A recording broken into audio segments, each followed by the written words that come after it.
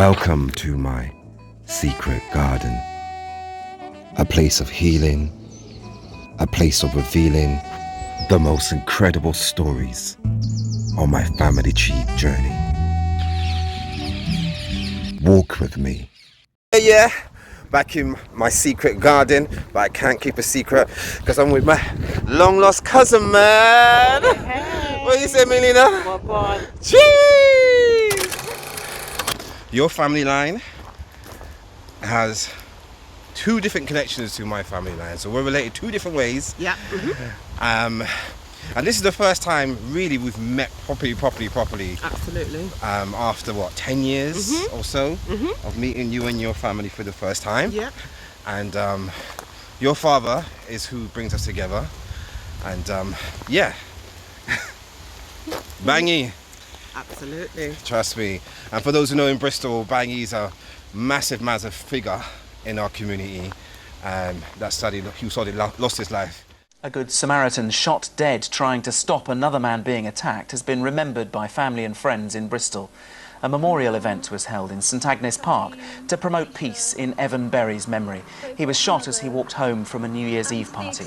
Well, we've got to talk about the fact that we're cousins, not through DNA like many of the cousins I've traced. In my hometown, you are my family, and I did not know that you were related to me. No. Nor did I know your father was related to me in his lifetime.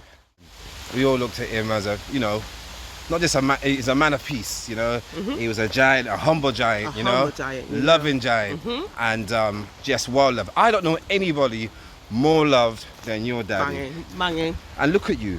You look just... Listen, the genes are strong. Isn't it? Strong. Let me tell you something. Can you see Let me see. I'm telling you. Stand up. Family, and we say family. What? So let's take it back. So basically, years ago in Bristol, and for those who know Bristol is like a village. The community is interlinked in so many different ways. And I heard that you're supposed to be family. Supposed to be. Yeah. I'm sure the researchers have been. Yeah, I mean, in terms of the Berry name, which is your surname, sure, and your father's name, I was hearing that you're supposed to be family. So I thought, let me speak to Nan, Mrs. Johnson, and to give me a bit about your father's history. He died 15 years ago, but anywhere I go in the community or even out the community, it's always Bangy. It's always Bangy. He never died out of this community. Never. Because this is going back in 2011. Did you know much about his history? Not much, Obviously, when we were growing up, we didn't really ask that many questions, and I suppose since his death, we've been asking questions. What did you learn at that point? Were you surprised about anything you found? You knew he was from Jamaica, right? Oh yeah. So what I knew was he was from Jamaica, and he was brought here sent by his mother here. Just before his 18th birthday. I think that was an issue. Okay. If he turned 18, it would be difficult to come over to England. So she sent for him just before his 18th birthday. And this is Kellets. This is Clarendon Kellets. Clarendon Kellets. We call him Bangy, but his real name is Evon Berry. Evon Antonio. Never knew that. Listen, the rain is coming down us, but it's not going to stop us, right? So we're going to keep walking. Yeah. In our secret garden. So I remember him as a young kid, from Picton Street, from Montpellier. Oh yeah. Now he didn't live where I lived, but there was a family member that lived behind our house in Picton Lane. Okay. But my memory really goes back to him being a sound man. So I remember him, lifting speaker boxes. I could just see him in the Markham X Centre. He was the only one. I can remember Danny Dreadlocks? Right. Yeah, in his crew. Listen. He used to say he used to be the only one to lift that box. Daddy was strong. But you know why? He used to go to the gym, right? Right. You don't remember the gym? Of course I do. Okay. Listen, I remember Cabot Gym. Yes. And I used to train in Cabot Gym when I was young, about 16, with my friends. That was the first gym I went to. Okay. And Ras Judah used to manage it. Big up Ras Judah. Absolutely. Right. So your dad used to come in the gym, hench, right? No, I'm going to ask you something, okay? Yeah. I wonder if you know why he's called Bangy. It never occurred to me. No? Where we got that name from. Okay, Enlighten me. I'm going to tell you. Tell me. And actually, this is what comes from my mum. So Back in the day, you know, there's the men with a big belly. Right. It was bang, isn't it? That's what they call it, bang belly. Yeah. So they used to call him Bangy. Oh, beautiful. I love that. So you're giving me some history. Some juice. All right. So the sound, equator sound. Listen, Bristol is known, never mind the hip hop, Bristol's known for reggae and the sound systems. And there's a lineage of sound systems. Equator's very much a part of that. So, woo! Listen, dog. Hold on. We don't do dogs. No, sir. So, Equator Sound were a mega sound in Bristol. And you, what was Daddy like in the house playing music? I'm sure the sound system was string up there as well. It was string up there. He had his private room. You know, today they have, you know, my man cave. This downstairs in the bottom of the house was Man his cave. space. Yeah, but you can imagine the vibrations going throughout the house. In those days we didn't have double glazing, so you can just hear. Yeah. All right. Listen, we need to sit and talk. There's so much to talk about. There's so much history. Okay. All right. Watch out. So this is the family tree of your father, your husband. I put together, you know, the family tree that I've been researching, you know, over the last 10 years. So you can see the Berry lineage, and I'll also explain how it connects to myself as well. Now, this family tree obviously starts with your father, Evon Berry, and then it goes to your grandfather, which was Alexander, who they call Scissors, Berry, and then it goes to his father, which is Joseph Berry. Next generation, which would be your great grandfather, is Robert Berry. This is where our lines cross. Yeah. Right. And this is when Robert Berry passed away. So he passed away in 1888. He was 50 years old. What is telling you, he was born on the eve of when slavery was ended. In the register for Lanark Plantation, Robert Berry is listed in 1829 as a person enslaved on that plantation. Yeah, his mother is Jane Roberts. If you look on the list, you'll see Jess Venus. Yeah. And she's 29 years old. Yeah. And she's African. And she's African. We are We're African them. We are Africans. and proud. Absolutely. How does that feel to you? Yeah, it's amazing, isn't it?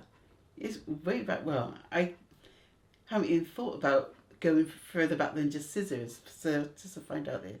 Well, it's definitely nice to know for me. Like I said, I'm very much family orientated. Yeah. And I love connections, you know. And more so because Very he just lived, you know, like an African man. He believed he was, and this just takes us back there, doesn't it? So this day is all about Bangy, isn't it? It is. It really, really is. If he had this knowledge before, Oh my gosh. Oh, I don't know how he would treat that, but that would be like treasure to him. No, Yeah, absolutely. it would. Like 110%. every family, there's a family historian. So who's it going to be? Who's it going to That's be in your family? In your That's right. family, that's true. Yeah. Yeah, That's true. Here you go. There you go. Yeah, There you go. There you go. Family, I just want to give you Thank you. give you some love, and yeah. This medal was given to posthumously. So after he died, he was at the last of the meetings over Malcolm X, and he was awarded this by the West South African and Caribbean Council, and they awarded that to him after his death. So that's a lovely, lots of people recognising him for the good that he did in the community. So this one is another award, just recognising his character. A good friend to all. We will never forget you. One love, Jala. So there was another medal from the Queen Gallantry Medal that he was given. 1998. He was awarded this medal by the Queen. So we were invited to Buckingham Palace. The family were invited, and we were presented this lovely medal here for his bravery. He was definitely a community person, and that's how everything to me was just summed up. And the way how he didn't think of anybody else, didn't think of himself, thought of everybody, it just proved that's that type of person he was. And I think that bravery award from the Queen was really the top, the top end of, to sum up exactly what kind of a person he was. He was always thinking of other people, and ultimately he lost his life because of it. So it's just like an honour to receive that medal from the Queen, to know that she recognised, or whoever it was recognised, exactly what he would do for other people. And not just the Queen, it's his community as well. If you were ever at the funeral, then you would have seen how much people, respected him as a person. And the last place he worked was the Malcolm X nursery, and they named that after him as well. So it's just, it lives on in different places, in our hearts, and in different places within Bristol. And what does his legacy mean to you? Because you weren't born at the time, right? Yeah, no, I think in primary school everyone was talking about their grandparents and whatever people do with their grandparents. I just think it was just like not nice. Like I felt proud that I could say, yeah, well, my granddad died saving people. I suppose it's just a nice thing to say about someone's character.